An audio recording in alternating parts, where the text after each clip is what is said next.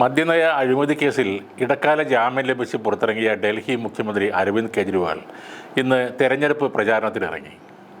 രാവിലെ കോണാട്ട് പ്ലേസിലെ ഹനുമാൻ ക്ഷേത്രത്തിൽ എത്തിയതിനു ശേഷം വാർത്താ സമ്മേളനത്തിൽ പങ്കെടുക്കുകയും ചെയ്തു. തെക്കൻ ഡൽഹിയിലാണ് അദ്ദേഹത്തിൻ്റെ ഇന്നത്തെ റോഡ് ഷോ നടക്കുന്നത്.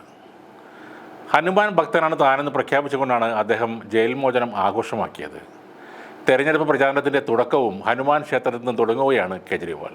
നിരവധി ആം ആദ്മി പ്രവർത്തകരുടെ മുദ്രാവാക്യം വിളികൾക്കിടയിലൂടെയാണ് അദ്ദേഹം ക്ഷേത്രത്തിലേക്ക് പ്രവേശിച്ചത്.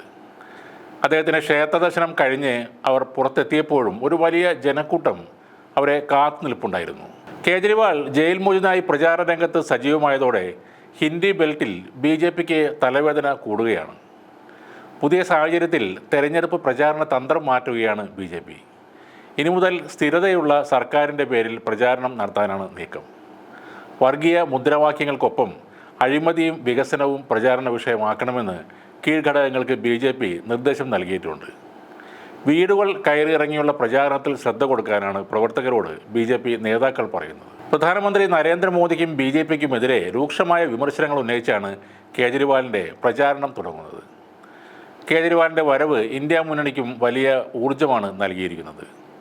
ഡൽഹിയിലെ 7 ഹരിയാനയിലെ മുഴുവൻ സീറ്റുകളിലും വൻ വിജയമാണ് ഇന്ത്യ സഖ്യം പ്രതീക്ഷിക്കുന്നത്. 50 ദിവസം നീണ്ടുനിന്ന ജയിൽവാസത്തിനൊടുവിലാണ് കെജ്രിവാൾ ഇന്നലെ ജയിൽ മോചിതനായത്. തിഹാർ ജയിലിലെ 4-ാം നമ്പർ ഗേറ്റ് വഴിയാണ് അദ്ദേഹം പുറത്തേക്കിറങ്ങിയത്. ജയിലിൽ നിന്നും പുറത്തിറങ്ങിയ കേജ്രിവാളിന് ഉജ്ജ്വലമായ വരവേൽപ്പാണ് ആം ആദ്മി പാർട്ടി പ്രവർത്തകർ ഒരുക്കിയത്. പഞ്ചാബ് മുഖ്യമന്ത്രി ഭഗവന്ത് മാൻ ഉൾപ്പെടെ ആം ആദ്മി പാർട്ടിയുടെ മുതിർന്ന നേതാക്കളെല്ലാവരും എത്തിയാണ് കേജ്രിവാളിനെ തിഹാർ ജയിലിന് മുന്നിൽ നിന്നും സ്വീകരിച്ചത്. പുറത്തിറങ്ങിയ ശേഷം പ്രവർത്തകരെ അഭിസംബോധന ചെയ്തുകൊണ്ട് കേജ്രിവാൾ സംസാരിക്കുകയും ചെയ്തു. പ്രാർത്ഥിച്ച എല്ലാവർക്കും നന്ദി, പറഞ്ഞതുപോലെ ഞാൻ തിരിച്ചു വന്നു എന്ന് പറഞ്ഞാണ് അദ്ദേഹം തുടങ്ങിയത്. ഏകാധിപത്യത്തിൽ നിന്നും രാജ്യത്തെ രക്ഷിക്കണമെന്നും ഇതിനായി രാജ്യത്തെ 140 കോടി ജനങ്ങളും ഒന്നിച്ച് പോരാടണമെന്നും കേജ്രിവാൾ പറഞ്ഞു. അരവിന്ദ് കെജ്രിവാളിന് ഇടക്കാല ജാമ്യം അനുവദിച്ച് സുപ്രീം കോടതി ഉത്തരവിറങ്ങിയത് വെള്ളിയാഴ്ച ഉച്ചയോടെയാണ്. ഇപ്പോൾ ജാമ്യം അനുവദിച്ചത് ജൂൺ 1 വരെയാണ്. ജൂൺ 2-ന് കേജ്രിവാൾ ജയിലിലേക്ക് മടങ്ങണമെന്നാണ് കോടതിയുടെ ഉത്തരവ്.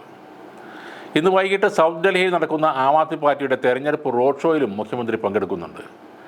കേജ്രിവാളിനെ മുൻനിർത്തി തെരഞ്ഞെടുപ്പ് പ്രചാരണം കൂടുതൽ ഊർജ്ജസ്വലമാക്കി മുന്നോട്ട് പോകാനാണ് ആം ആദ്മി പാർട്ടിയുടെ തീരുമാനം. 7 ഘട്ടമായി നടക്കുന്ന ഇലക്ഷൻ്റെ അവസാന ദിനമായ ജൂൺ 1 വരെ കേജ്രിവാൾ കൂടെയുണ്ട് എന്നത് പ്രവർത്തകർക്ക് വലിയ ആവേശമാണ് നൽകുന്നത്. ആദ്യഘട്ട തെരഞ്ഞെടുപ്പുകളിൽ വിചാരിച്ച പോലെ നേട്ടമുണ്ടാക്കാൻ കഴിയാത്ത നിലയിലാണ് BJP ഉള്ളത്. പലയിടത്തും പോളിംഗ് ശതമാനം നന്നേ കുറഞ്ഞത് അവരെ ദോഷകരമായി ബാധിക്കുന്നുണ്ട്. കൂട്ടത്തിൽ വർഗീയപരമായ പരാമർശങ്ങൾ, രാജ്യമെമ്പാടും വിമർശനങ്ങൾ ഏറ്റുവാങ്ങിയതും അവർക്ക് തിരിച്ചടിയാണ്. അതിനിടയിൽ കേജ്രിവാൾ കൂടി ഇന്ത്യ സഖ്യത്തിൻ്റെ മുൻനിരയിലേക്ക് എത്തുമ്പോൾ BJPക്ക് ചങ്കിടിപ്പ് കൂടുകയാണ്. രാഷ്ട്രീയമായ പകപോക്കലിൻ്റെ ഭാഗമായാണ് കേജ്രിവാളിനെ ജയിലിൽ ഇട്ടതെന്നാണ് ഉത്തരേന്ത്യൻ വോട്ടർമാരുടെ ഇടയിലെ സംസാരം. ഇപ്പോഴത്തെ ജയിലിൽ നിന്നുള്ള ഈ വരവ് അദ്ദേഹത്തിന് ഒരു ധീരനായകൻ്റെ ഇമേജ് കൂടെ നൽകുകയാണ്. ലൈംഗിക പീഡന കേസുകളുള്ള BJP നേതാക്കൾ വരെ പുറത്ത് വിലസി നടക്കുമ്പോഴാണ് കെജ്രിവാളിനെ പോലെയുള്ളവരെ കേസുകളിൽ കുടുക്കി അകത്താക്കുന്നത് എന്ന വിഷയം കൂടെ ജനങ്ങളിലേക്ക് എത്തിക്കാൻ ഇന്ത്യ സഖ്യത്തിന് കഴിഞ്ഞിട്ടുണ്ട്.